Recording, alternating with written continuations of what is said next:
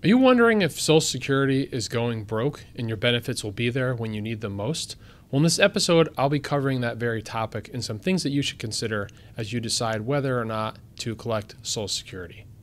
Welcome back. This is episode 208. In this week's episode, I'm going to address a question that I get often from clients and listeners, and that is Social Security going broke? And if so, should I begin to collect my benefits as soon as possible? First of all, when understanding Social Security, whether or not it's going broke, it's often important to understand how Social Security works. So with Social Security, every dollar that you earn up to a certain annual amount is taxed for Social Security and Medicare, and this is otherwise known as FICA tax. And if you work for a company, you pay 6.2% of your income up to a certain limit, and your company also pays 6.2% of your income up to the limit, which I'll mention in a minute, and that money all goes towards Social Security. If you're self-employed, you pay both the employer and the employee portion, so you're paying both parts of the 6.2%. Now, the annual Social Security earnings limit is $168,600, meaning if you earn over that amount in 2024, the amount of money that you earn over the $168,200 is not subject to Social Security tax. However, that would still be subject to Medicare tax.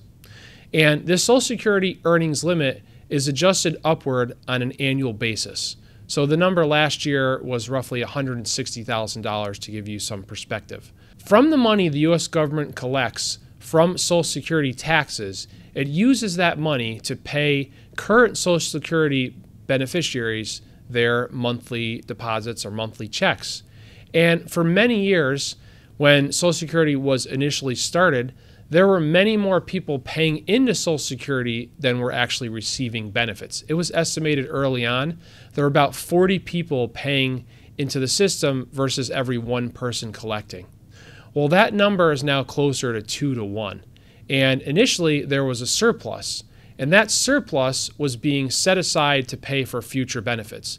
This went into a fund known as a Social Security Trust Fund. And currently, there is a Social Security deficit, meaning that there are more benefits being paid out than there are taxes being collected from the Social Security tax. So how is the government then covering this deficit? How are people getting their checks if there's not enough money coming in? Well, the Social Security Trust Fund is being used by the government to fund the deficit. And when you hear about Social Security going broke, that is largely what you're hearing about, what the media and other sometimes fearmongers are focusing on. The fact that the Social Security Trust Fund is running out of money. And each year in the fall, the Social Security trustees issue a report on the solvency of Social Security, Medicare, of the different social systems that we have in the United States. And if you want to read about this report, you can use Google or head over to my website. This is episode 208.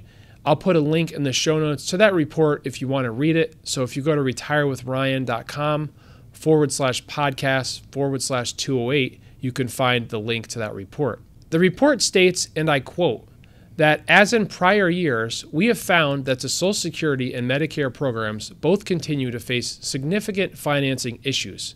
Based on our best estimates, this year's reports show that the Old Age Survivors Insurance Trust Fund will be able to pay 100% of total scheduled benefits until the year 2033, unchanged from last year's report. At that time, the fund's reserves will be depleted, and the continuing program income will be sufficient to pay 79% of scheduled benefits. So what does that mean?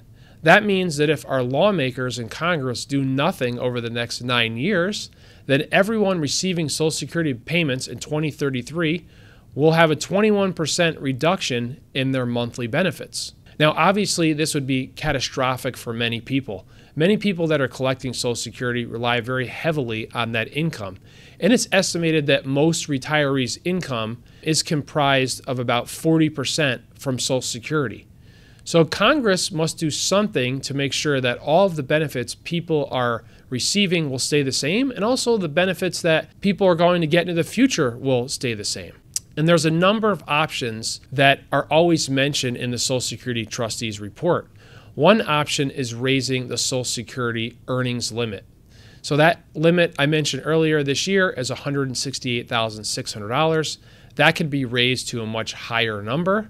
It also could have no cap similar to Medicare tax, meaning that if you earned $1 million, you would still pay Social Security tax on that entire $1 million. So it's up to Congress to figure out what they're going to do with that. There also could be an increase in the percentage that you pay into Social Security. Maybe instead of it being 6.2%, it gets raised to 7.2% or 8%. There's been proposals in Congress to do that. There can also be an increase in the retirement age. Right now, if you're not already receiving Social Security and you're born in 1960 or later, your full retirement age is age 67. And if you're born before 1960, then your full retirement age is between 66 and 67. So that is something that's been talked about, maybe raising the full retirement age to 68 or 69, maybe even 70. It's certainly something that younger people such as myself don't want to see, but it is an option. Another option is to also increase the taxation of benefits. Currently, your Social Security benefits are taxed based on your earned income in the tax year you're receiving your benefits. So there could be a change to that. Now, it used to be that benefits were not taxable because if you think about it, it doesn't make a lot of sense.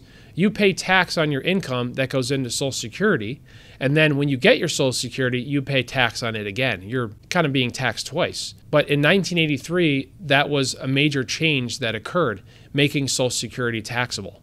Now, it's possible in retirement, if your income is lower, you might not pay tax on your Social Security benefits, but your income has to be really low. And I've talked about that in past episodes, but these numbers, these income brackets for Social Security taxation haven't been changed since 1983. So that is something that could be changed. Social Security also provides a cost of living adjustment potentially on an annual basis. There's a formula for that, which I've talked about. And each year, the Social Security Administration announces what the cost of living adjustment will be. For this year, it was 3.2%. For the prior year, it was 8.7%. And with high inflation that we've been experiencing in recent years, this cost of living adjustment is extremely important. It gives people a chance to have part of their income keep pace with inflation. However, a change could be made to it in the future. The formula could be changed as far as how it's calculated. There could be a cap put on it. That's definitely an option. And lastly, though not a very popular option, I heard about this first when I was in college, is that there's been the idea floated that part of your Social Security money that goes into the trust fund, part of what you pay into Social Security, could be set aside into an account where you could invest the money to invest it in either stocks or bonds or other investments and have the money grow possibly at a higher rate than it's earning while it's sitting in the Social Security trust fund. It would be invested in something similar to the government retirement employees 401k. It's known as the thrift savings plan. So there are a lot of options that have been proposed. There's also been a lot of independent studies done on Social Security from actuaries and different groups that want to see the best for Social Security. There's really a lot of options, and Congress just needs to decide what they're going to do and pass a bill that would become a law. However, if what I've seen over my lifetime or in recent years is any indication of how Congress operates, they generally wait until the last minute, until they absolutely have to do something, and then they will do it. Maybe there'll be a pay cut to some people, and then they'll fix the problem. Well, the last big change that occurred was in 1983, and it's been 41 years since that change occurred, and it's worked pretty well. It's made Social Security solvent for the last 41 years without any major changes. So hopefully the next change will make the system solvent for another 40 years or maybe even longer. Sometimes people are concerned that we don't have enough people paying into the system. I hear that sometimes there's not enough younger people versus older people, and I don't think that that's the case from the research that I've done. So according to the research I've done, there are roughly 71,000 baby boomers. Those are the people that are mostly collecting Social Security or beginning to collect Social Security. The next generation behind the baby boomers is Generation X, which is what I'm a part of, which is people born between 1965 and 1980. There are 65,000 members of Generation X. And the next generation after that is the millennial generation, which are people born between 1981 and 1996. And there are 72 million of those folks. So I don't think we have a problem with younger generations. there should be enough people paying into the system that Social Security can stay solvent for a very long time. It's just as I mentioned before that some tweaks need to be made on how the calculations are being done, and that's what Congress needs to figure out. And I've released a number of episodes on Social Security. Obviously, we're all eligible for it. There's a lot to know about Social Security. I would suggest you check out some of my other episodes to get a better handle on decisions that you should be thinking about as you're deciding when to collect Social Security. It's easy if you're single. It's still difficult, but it becomes more complicated when you have a spouse and you have to plan for the different benefits that you and your spouse may be eligible for. Just one of the general things that I talk about is the longer that you wait to collect Social Security, the more your Social Security benefits actually grow. So you might be thinking that I should collect my Social Security as soon as I can, and maybe even more so that you heard this information that the Social Security Trust Fund is running out of money. I don't think the system will run out of money. I do think Congress will do something, even if it's very late. But I think the best thing is that you need to look at what's best for you and figure out how you can get the maximum out of Social Security. I don't want you just to rush in and think that I need to collect at 62 to get my benefit as soon as possible. That might be the right thing for you, but there's other things to consider, because once you collect your benefit, that is really the benefit you get for the rest of your life. You don't have a lot of opportunity to change your benefit. So that means that if you lock in at a low payment amount at 62, you're going to be locked in at that low amount, and any cost of living adjustments that come out will also be on a lower amount. It's much better to be getting more from Social Security to be getting a higher cost of living adjustment. So one of the biggest challenges in retirement is to have your income keep pace with inflation. And we've had recently high inflation. For many years, inflation wasn't a concern. And so you really need your income to keep pace with inflation. And the longer you wait to collect Social Security, the higher the cost of living adjustment you're going to get. Whereas many other retirement income sources, such as pensions, annuities, usually don't have cost of living adjustments. So you're getting a fixed amount of income that over time is losing purchasing power. And you don't want that to be the case in retirement. You want to have your income keep pace with inflation. So Social Security is one way that you can do that. So I definitely think you should do a little bit more research on your own Social Security benefit, checking out my episodes or other research, getting some help from an advisor to get the best information about when to collect your benefit based on what's best for you, and not let this fear-mongering drive you into thinking, I'm turning 62 soon, I should collect my benefit as soon as possible. I would say that, in my opinion, Social Security Trust Fund is definitely running out of money in potentially 9 years, but the system is not broke. Benefits will still be able to be paid. The question will be how much, and if Congress acts, most likely it will be all of the benefits.